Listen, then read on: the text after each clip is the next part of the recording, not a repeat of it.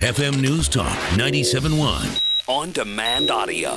Right now, we have a lot of pressing issues that are happening overseas, so let's get right to it. Stephen Yates is a foreign policy expert with the D.C. International Advisory. You can find him at dcadvisory.org. Stephen, good afternoon to you. Thanks for joining me. Hi, Dana. Good to be with you. It's good to always talk with you. First and foremost, let's just get right down to it with Benghazi. Of course, we all pretty much knew that somebody had to give some order for someone to stand down. The Obama administration had said that they used every resource available to them to help on the night of 9/11 last year for those 4 Americans killed at the consulate. And now we're hearing actually from Chris Stevens' deputy that no, really, we were told that to stand down. There were resources available that could have been used, but they were told to not go to Benghazi. I'm inclined to actually believe the deputy in this matter. What do you make of this latest development? Well, it is interesting that it's been so many months and not a single person has been brought to so-called justice, which is supposed to be the objective of our policy.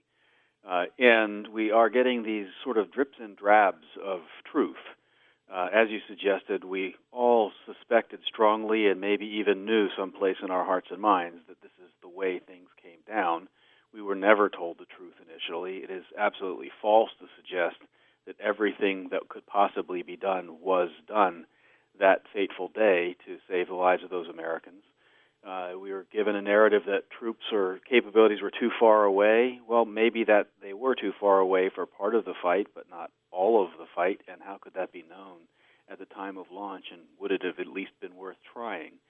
And then, of course, there's the whole issue of once the deed was done and you decide not to save those poor souls and the events unfold very badly, what did you do to take accountability for the decisions you have made? And this was far and away not an accountable government, not a transparent government practice, but in fact, as Stephen Hayes has written in the Weekly Standard, pretty clearly a cover-up.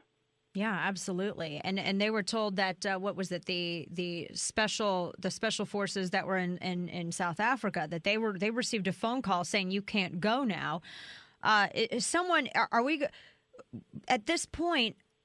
Who gave the order? I think that's the question that everyone's wondering. Well, I mean, I'm sure that there is an answer to the question. It'll be somewhere in the military chain of command. But basically, I see the administration as having engaged in a pretty successful but somewhat odious effort in passive aggression.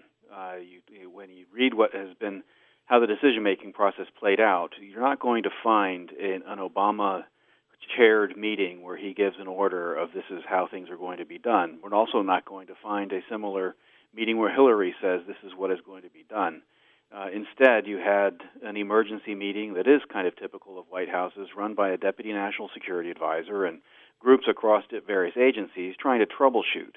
And when the truth is coming back through agency channels, meaning through the CIA, through the Pentagon, and through the State Department's own channels, that doesn't comport with the political reality at the time, they don't change the stuff in the meeting. They send the other people back to their bureaucracies and then alter the narrative. Right. That's basically what happened. The White House forced, and the State Department forced, the CIA and military channels to change what they were saying, to basically lie about the nature of a threat and lie about what they chose not to do.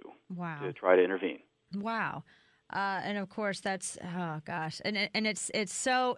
All of this, I think, has something to do with the next foreign policy issue that I want to bring up to you. Of course, is the airstrikes carried out by Israel in Syria over the weekend. Syria claims that they say that this is considered a declaration of war, but it doesn't. It seems as though kind of giving passage within your country's borders to rockets going to Hezbollah, that alone would be considered a declaration of war.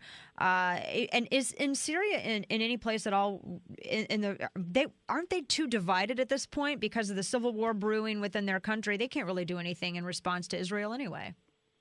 Well, I would basically at this point consider Syria to be a failed state until some kind of effective government is able to stand up whatever its nature and control its borders and sort of effectively govern its citizens and honor the sort of basic social compacts that citizens have with their countries.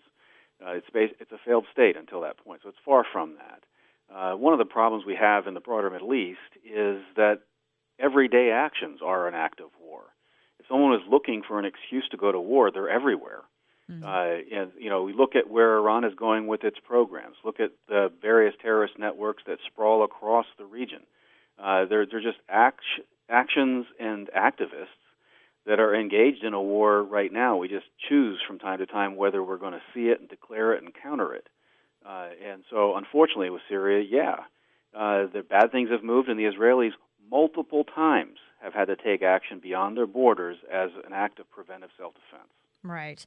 Well, and this, of course, too, just further escalates. I'm just wondering if this is something at this point that can be, for the lack of a better word, I don't know if this can be walked back, or if this is something that is this going to result ultimately in a larger conflict over in the Middle East?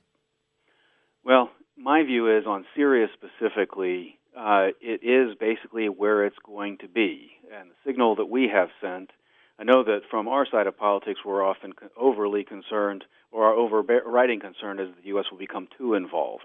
But every signal the Obama administration has been sending by their actions is that they're not really going to do very much.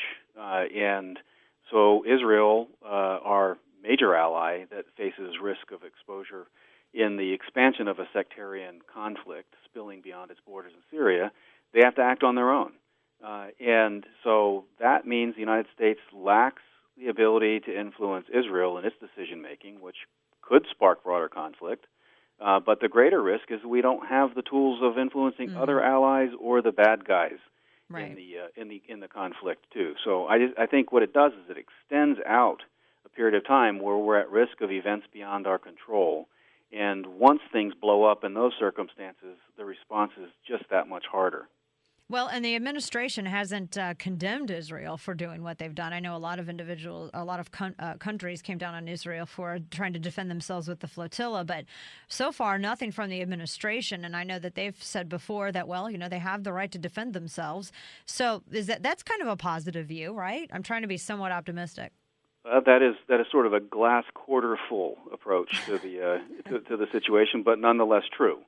And it is actually the least the administration could do. I mean, if you're not going to do anything to improve the situation on the ground yourself, or to empower your allies in the region who have a vested interest internally, then you've got to at least accept that Israel's got a right to try to shape the developments for themselves. Right.